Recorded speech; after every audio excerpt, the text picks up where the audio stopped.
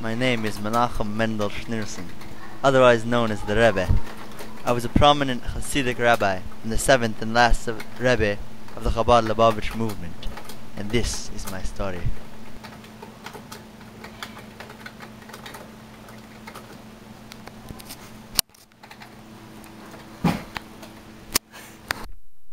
I was born in Nikolaev, Ukraine. I was the eldest of three sons of Rabbi Levi Yitzhak Schneerson, an authority on Kabbalah and Jewish law, and a great father. During my youth, I received mostly private Jewish education. I studied for a short while with Rabbi Zalman Vilenkin. Oh, what a great man! It was so gewollt that it could only last for 4.5 years. He informed my father at that time that he had nothing more to teach me. Throughout my upbringing, I was involved in the communal affairs of my father's office, where my secular education and knowledge of the Russian language made me a useful aid in assisting my father's public administrative work. For the same reason, I was also an interpreter between the Jewish community and the Russian authorities on a number of occasions. I married in 1928 and moved to Berlin with my brother in 1931. I attended classes at the University of Berlin from 1931 to 1933. I learned a lot there and a lot about Germany. At that point things started to turn for me, all for the better. I would like to bring up a quote from Rabbi Soloveitchik, one of my close friends, about how well I was doing at the time. Schneerson always carried the key to the mikveh with him when he attended lectures at the university. At about 2 or 3 o'clock every afternoon, when he left the university, he'd go straight to the mikveh. No one was aware of this custom, and I only learnt about it by chance. On another occasion, I offered him a drink. He refused, but when I pressured him, I understood that he was fasting that day. It was Monday, and the Rebbe was fasting. Imagine a Berlin University student immersed in secular studies maintains this custom of mikveh and fasting. In 1933, after Adolf Hitler took over Germany and began instituting anti-Semitic policies, I helped my brother escape from Berlin, together with his wife.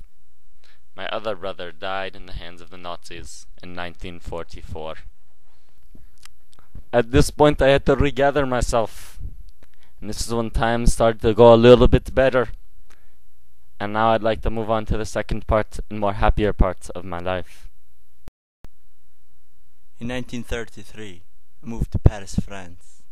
I studied mechanics and electrical engineering at the École Spéciale des Travaux Publics du Bâtiment et des Industries, also known as ESTP. I graduated in July 1937 and received a license to practice as an electrical engineer. At this point, I enrolled in the Sorbonne, where I studied mathematics until World War II broke out in 1939. The French that I learned to speak during my time in Paris helped me form the Chabad movement in countries such as Algeria, Morocco, and Tunisia after I moved to America. Things went downhill again in France, so then I had to move again. That's when I moved to the land of the free. I moved in with my father-in-law, Rabbi Yosef Yitzchak Schneerson, in the Crown House section of Brooklyn, New York. I was seeking to contribute to the war effort, so I went to the Brooklyn Navy Yard and spent my time there inspecting the electrical wiring of ships being built or repaired. That all happened in 1941. Soon after, in 1942, my father-in-law appointed me director of the Chabad Movement's central organizations, placing me at the head of building a Jewish educational network across the United States. One of my biggest dreams.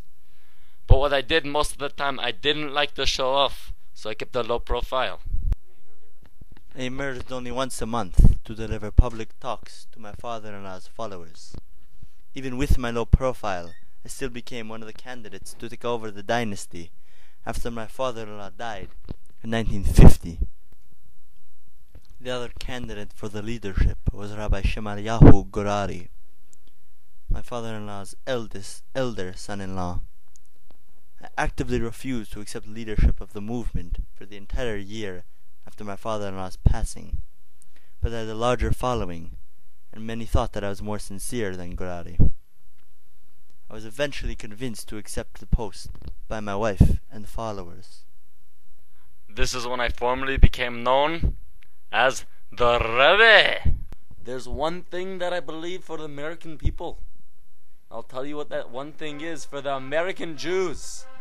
America's not lost. You are not different from. You Americans sincerely crave to know, to learn. Americans are inquisitive. It is the Chabad's point of view that the American mind is simple, honest, direct, good, tillable soil for Hasidism or just plain Judaism.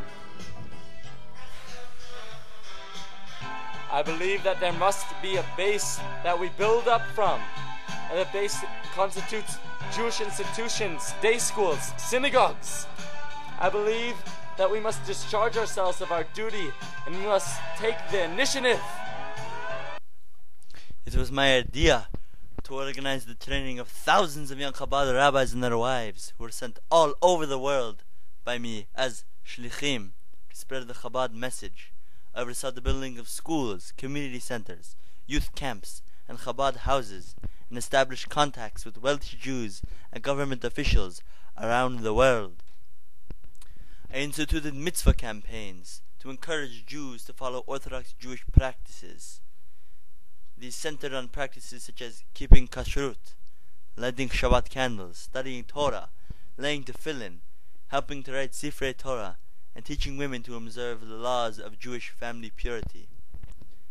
I also launched a global no-hide campaign to promote observance of the no-hide laws among Gentiles, and argued that involvement in this campaign is an obligation for every Jew. I motivated and influenced many people around the world, including people living in Israel. Despite the fact that I was not allowed to go to Israel according to my own views because I felt that a Jewish person should not go to Israel and then leave.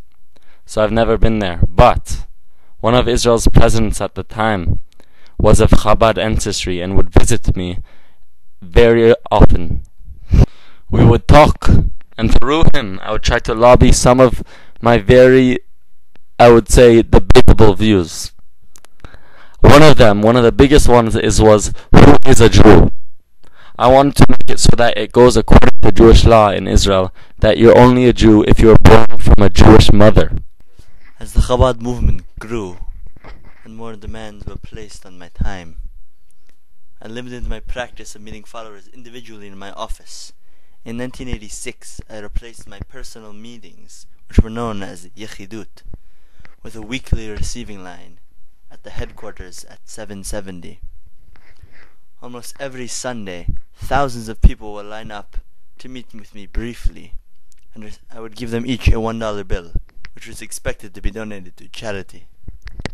People filing past me would often take this opportunity to ask me for advice or to request a blessing from me. This event became known as Sunday Dollars. And now for some of my most famous views, my view on Moshiach. A lot of people claim that I am the Messiah, but what I truly believe is that Messiah does not lie in one person, but rather in every single person's good deeds. We must all work together to strive to make a perfect world together, and that is how Mashiach will come. We want Mashiach now, we want Mashiach now, we want Mashiach now, and we don't want to wait. Hey, we want Mashiach now, we want Mashiach now, we want Mashiach now, and we don't want to wait.